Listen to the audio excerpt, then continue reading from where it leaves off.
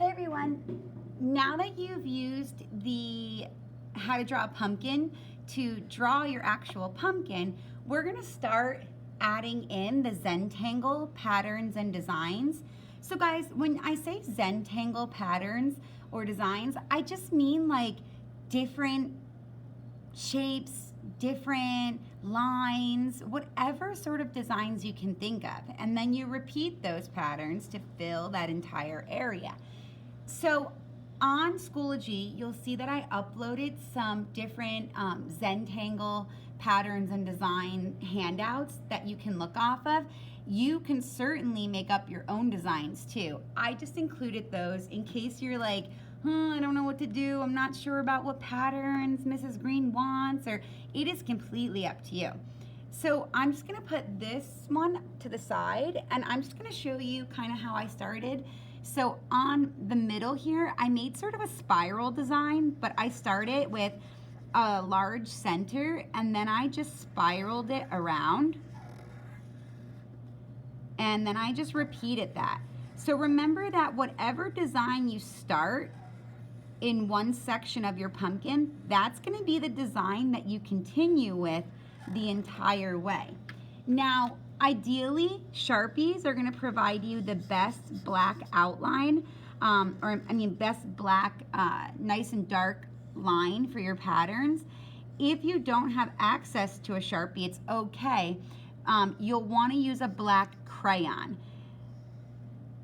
Now, after we did all of the Zentangles, we are eventually gonna wind up painting this in the next cycle.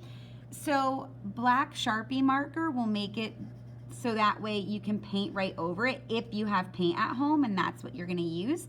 But you can use a crayon because paint will go right over a crayon and it won't stick to the crayon and cover it up because crayons are made of wax. But if you guys maybe you don't have access to paint at home, you could always just do this with a black marker or a black crayon, and then where we paint everything in the next cycle, maybe you just color yours with markers or crayons. It's completely fine. The medium, which is the supply that you use to make your art, is not as important as actually making the art. So if you're making the art, that is the most important thing. I don't mind if you use a totally different material because we all have different materials at home.